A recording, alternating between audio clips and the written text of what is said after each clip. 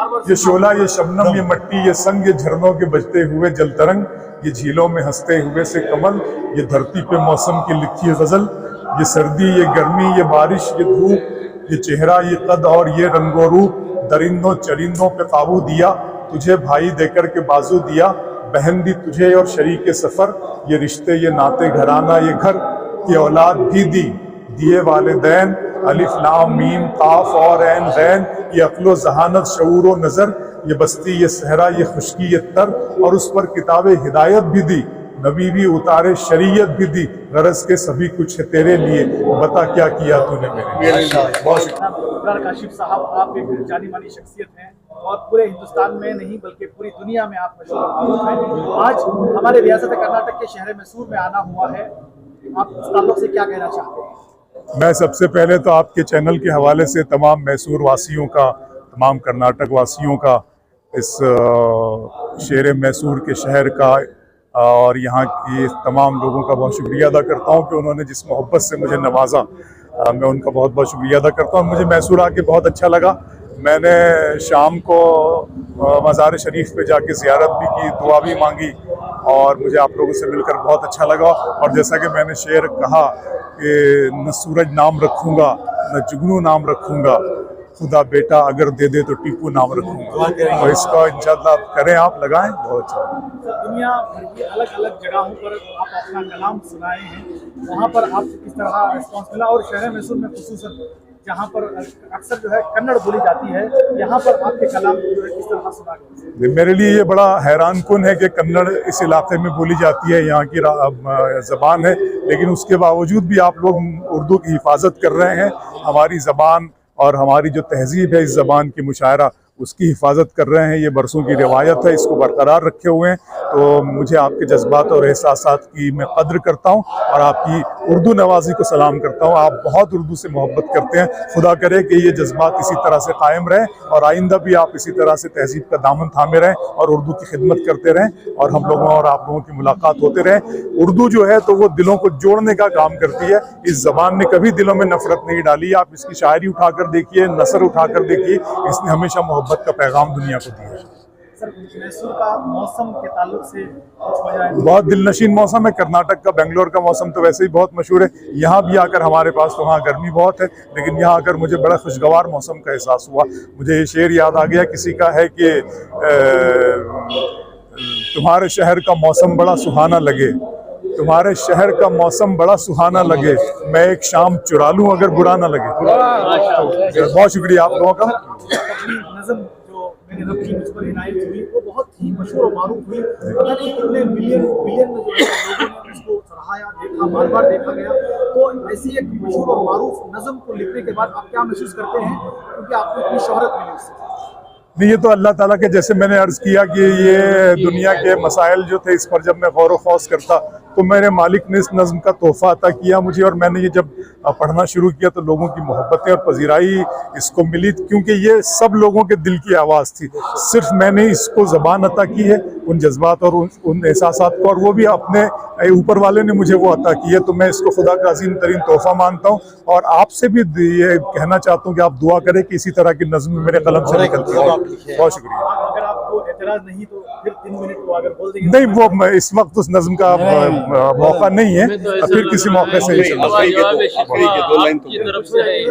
ये शोला, ये शबनम, ये मट्टी, ये संग, ये झरनों के बजते हुए जल तरंग, ये झीलों में हंसते हुए से कमल, ये धरती पे मौसम की लिखी गजल, ये सर्दी, ये गर्मी, ये बारिश, ये धूप, ये चेहरा, ये कद और ये रंगो रूप, दरिंदों चरिंदों पे काबू दिया, तुझे भाई देकर के बाजू दिया, बहन दी तुझे और शरीके सफर, ये रिश्ते, ये नाते, घराना, ये घर, ये औलाद भी दी, दिए वालिदैन, अलिफ लाम मीम काफ और ऐन गैन, ये अक्लो जहानत शऊर व नजर, ये बस्ती, ये सहरा, ये खुशकी, ये तर, और उस पर किताबे हिदायत भी दी, नबी भी उतारे, शरीयत भी दी, गरज के सभी कुछ है तेरे लिए, बता क्या किया तूने मेरे लिए। बहुत वही है। और आपके ज़बान से और कलाम। बहुत शुक्रिया।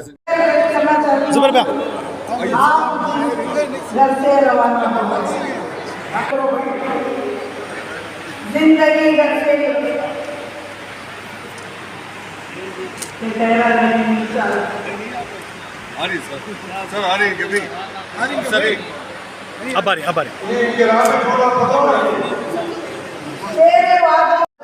आ जाओ तुम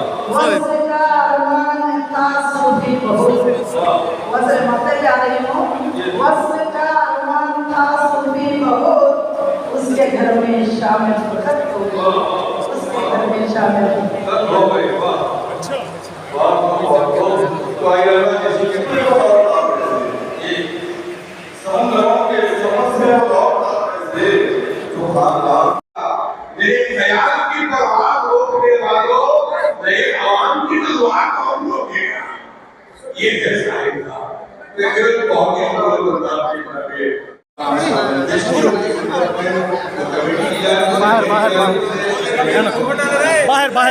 बाहर स्टेटमेंट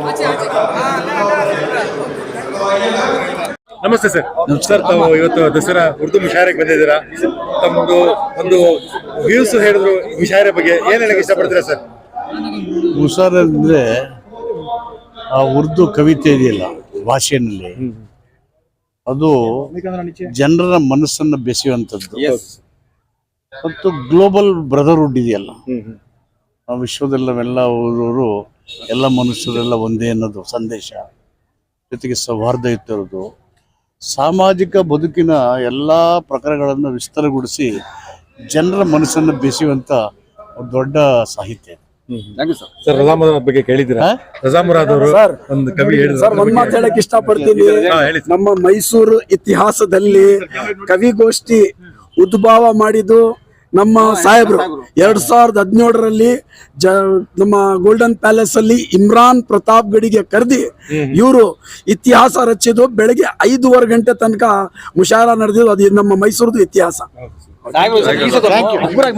दशहरे का जो उर्दू मुशायरा हुआ है, ये खुशी बात यह है कि आज रजा मुराद साहब का एक छोटा सा एक्सीडेंट हुआ, कल भी वो यहाँ पे आए हैं, तो क्या कहेंगे आप? अस्सलाम वालेकुम।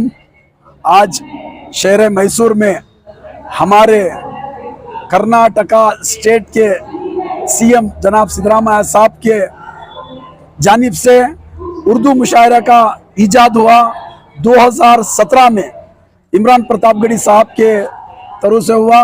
और यहाँ की जो गवर्नमेंट है उसमें खासुल खास हमारे दासेगौड़ा साहब हो और विजय लक्ष्मी मैडम हो, गिरिधर साहब हो, हमें बहुत कोऑर्डिनेट किया, क्योंकि ये उर्दू के ताल्लुकात से बहुत खुशी महसूस कर इन्होंने हम सबको, तमाम मैसूर वालों को एक तोहफा दिया मुशायरे का। मैं दिल की गहराइयों से हमारे district in-charge minister S C. Mahadeva साहब का और डीसी जो वो बहुत शौकीन लगते हैं, उनके एक दोस्त आए हुए हैं यहाँ पर, वो भी डीसी हैं, मुशायरे में मौजूद हैं, स्टेज पे बैठे हुए हैं। डीसी साहब इतने खुश हुए क्योंकि उन्होंने 2-3 प्रोग्राम, युवा दशहरा मेन प्रोग्राम वो आज हिंदी का मेन प्रोग्राम छोड़कर यहाँ पर आकर 3 घंटे टाइम बैठे थे। मैं इन सब का तहे दिल से शुक्रिया अदा करता हूँ। और हमारे हल्दी अजीज MLA जनाब तनवीर सेठ साहब, जिन्होंने मुझे खत के जरिए हमें कमेटी बना कर दी, दासेगौड़ा साहब को रिकमेंड किया, जो भी हमको चाहिए उन्होंने देने के लिए। इतना बड़ा प्रोग्राम कभी भी इनकी कमेटी से नहीं हुआ जो हमारे यहाँ हुआ है। मैं तमाम का दिल से शुक्रिया अदा करता हूँ, क्योंकि रजा मुराद साहब का कल रात को वॉक करने के टाइम पर ठीक 9 बजे एक्सीडेंट हो गया उनका। उन्होंने मुझे फोन से राबिता किया, सुहेल मेरा एक्सीडेंट हो गया, फिर भी मैं तेरे लिए आ रहा हूँ, तू मुझे वादा कर के टीपू सुल्तान की रहमतुल्लाह की दरबार पे लेके जाएगा। जरूर लेके जाऊंगा करके मैंने कहा है। उनका भी मैं शुक्रिया अदा, तमाम शोरा का मैं शुक्रिया अदा करता हूँ, आप सबका मैं शुक्रिया अदा करता हूँ। वो देखेंगे, वो बोल नहीं सकते, उनको टाइम पे लेके जाएंगे। ಕಳೆದ ವರ್ಷನೂ ಬಹಳ ಅದ್ದೂರಿಯಾಗಿ ಉರ್ದು ಮುಷಾಯರಾ ಮಾಡಿದ್ರು, ಈ ವರ್ಷನೂ ಮಾಡಿದ್ದೀರಾ, ಏನ್ ಹೇಳಕ್ಕೆ ಇಷ್ಟಪಡ್ತೀರಾ? ನಮ್ಮ ಮೈಸೂರು ದಸರಾ ಏನಿದೆ ಅದು ಕೇವಲ ಮೈಸೂರು ಅಥವಾ ಕರ್ನಾಟಕ ಮಾತ್ರ ಅಲ್ಲ, ದೇಶಾದ್ಯಂತ ಪ್ರಪಂಚದಾದ್ಯಂತ ಬಹಳ ಪ್ರಸಿದ್ಧವಾದಂಥ ಒಂದು ನಾಡ ಹಬ್ಬ ಆಗಿದೆ. ಈ ನಾಡ ಹಬ್ಬದಲ್ಲಿ ನಮ್ಮ ಏನು ಕಲೆ, ಸಂಸ್ಕೃತಿ, ಸಾಹಿತ್ಯ ಮತ್ತೊಂದು ಎಲ್ಲವುಗಳ ಅನಾವರಣ ಈ ನಾಡ ಹಬ್ಬಗಳಲ್ಲಿ ಆಗ್ತಾ ಇದೆ. ಅದರಂತೆ ಈ ವರ್ಷವೂ ಸಹ ನಮ್ಮಲ್ಲಿ ಏನು ಕವಿಗೋಷ್ಠಿಗಳಿಗೆ ಮಾಡಿದ್ರು, ಸರ್ಕಾರ ನೇಮಕ ಮಾಡಿತ್ತು, ಕವಿಗೋಷ್ಠಿಗಳಲ್ಲಿ 3 ಜನ ಸರ್ಕಾರಿ ಅಧಿಕಾರಿಗಳನ್ನು ನೇಮಕ ಮಾಡಿ ಒಂದು ಸಮಿತಿ ಮಾಡಿದ್ರು. ಆ ಪ್ರಕಾರವಾಗಿ ನಾವೇನು ಮಾಡಿದ್ವು, ಈ ಸರಿ ಸುಮಾರು 7 ಕವಿಗೋಷ್ಠಿಗಳನ್ನು ಹಮ್ಮಿಕೊಂಡಿದ್ವು. 7 ಕವಿಗೋಷ್ಠಿಗಳು.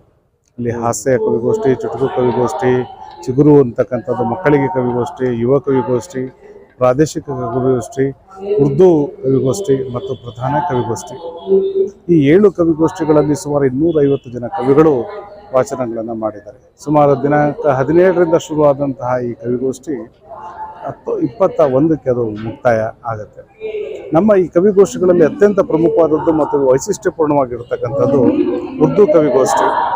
ಇವತ್ತಿನ ದಿನಕ್ಕೆ ಅದರ ಅಗತ್ಯತೆ ಹೆಚ್ಚಿದೆ. ಅದು ಏಕೆಂತಂದರೆ ಮನುಷ್ಯ ನಡುವೆ ಭಾಷೆ, ಸಂಸ್ಕೃತಿ ಅಥವಾ ಜಾತಿ ಅಂತಕ್ಕಂತಹ ಗೋಡೆಗಳು ಬಂದು ಒಬ್ಬೊಬ್ಬರ ನಡುವೆ ಅಪನಂಬಿಕೆಗಳು ಬಂದಂಥ ಈ ಸಂದರ್ಭದಲ್ಲಿ ಕವಿತೆ ಒಂದೇ, ಕಾವ್ಯ ಒಂದೇ ನಮಗೆ ಪರಿಹಾರವನ್ನು ಒದಗಿಸುತ್ತೆ.